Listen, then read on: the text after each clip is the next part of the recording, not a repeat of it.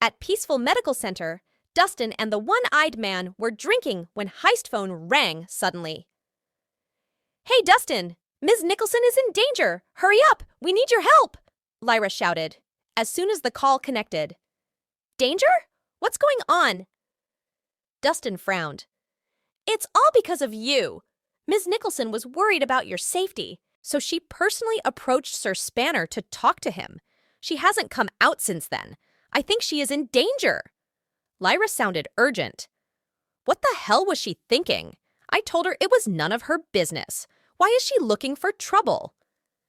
Dustin's face darkened. "Dustin Rhys, don't you have any conscience at all? Ms. Nicholson is trying to save you," Lyra shouted angrily. "Where is she?" "The dry group." "I'll be there straight away." Without saying anything more, Dustin hung up and rushed straight there. At the same time, in the dry group's offices, Dahlia slumped on the couch, feeling lightheaded. Her face was dripping with sweat. She could feel the after effects of the alcohol hitting her. Her hands and legs went weak, and she was losing her balance. Most importantly, her bag and mobile phone were confiscated right when she entered the office. She couldn't even call anyone for help. What should she do? As she was thinking of a plan, the office door opened and Trevor strode in, wearing a robe. "Why are you still dressed? Do you want me to take action?" Trevor sized her up. In his eyes, Dahlia was just too alluring. She exuded a unique sort of charm. He was eager to taste her. "Sir Spanner, you'd better not do anything stupid. I've already got everything prepared. My subordinate will call the police if I don't go out in half an hour. The police are about to arrive," Dahlia warned. "What? Are you trying to scare me?" Trevor laughed dryly. "How do you think? Managed to put myself in this position? I'll be honest with you. Many of the people in the police station are my men. Do you think they will dare to touch me?" "What?" "Hearing what?" he said. Dahlia turned pale. She thought she would be safe since she had a backup plan. Never did she expect Trevor to have no fear at all. "Come on, stop struggling. Nobody can save you today. Obey my orders if you don't want to die." Trevor began to step closer to Dahlia. "Don't come near me." Suddenly, Dahlia grabbed a pair of scissors from the table, wanting to defend herself for the last time. "Damn it! You ungrateful thing!" Trevor was furious. He struck Dahlia with his fist, and she fell to the ground unconscious.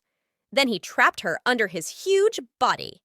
Forcefully, he tore Dahlia's clothes open, revealing her fair thighs and slim waist.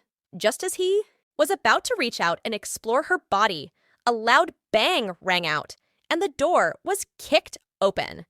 A handsome guy came in with a murderous expression on his face. His bloodthirsty eyes made him look like he was about to devour a person alive. "Who are you? How dare you interrupt my business?" Trevor stood up, looking frustrated. Dustin did not say anything. He only took off his jacket and covered Dahlia with it. Half-conscious, Dahlia thought she was surrounded by a familiar scent for 1 second. A sense of security washed over her. "Sir Spanner, huh? I'm the one who injured your son. Well, do you have any last words?" Dustin lifted his head and stared at Trevor as though he were a dead man. "So it was you!" Trevor let out an evil laugh. "You could have lived peacefully, yet you chose to walk right through the gateway to hell. How dare you break into my territory alone? You must have a death wish." With that, he stretched out his hand and pressed a button under the table. An ear-deafening alarm rang out. Instantly, a commotion broke out. A bunch of men filled the hallways and gathered in front of the office. Soon, the hallway outside the office was crowded with people. Looking ahead, it was dark out there. There were at least hundreds of people. Additionally, the number of people was still increasing. "Kid, I heard that you're good at fighting." Laughing, Trevor uttered. "So what if you can fight 10 or 20 people? I have more than 200 men here. Let's see how you're going to fight them today." So what if Dustin was a skilled fighter? He could never beat so many people.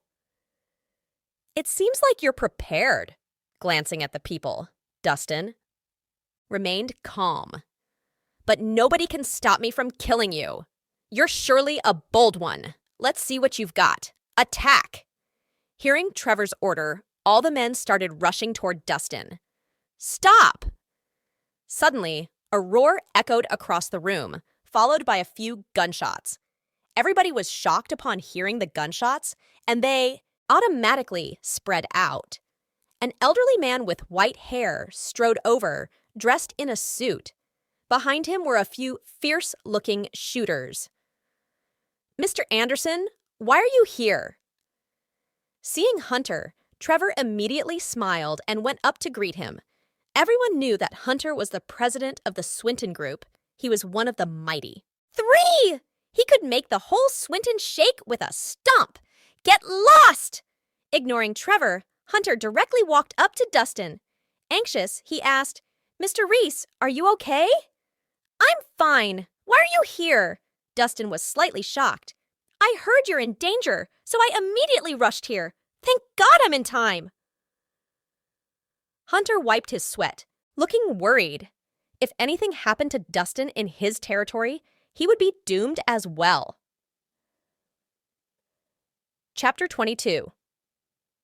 Mr. Anderson, do you know each other? Trevor's eyes widened in bewilderment. Bastard! Hunter was furious. He lifted his hand and slapped Trevor hard across the face. Who the hell do you think you are? How dare you try to fight Mr. Rhys? You must have a death wish. Huh? Trevor was in a daze. He couldn't believe it. According to his investigation, Dustin was a nobody with no background. Why did Hunter seem so nervous? Had Dustin been hiding his true identity the entire time?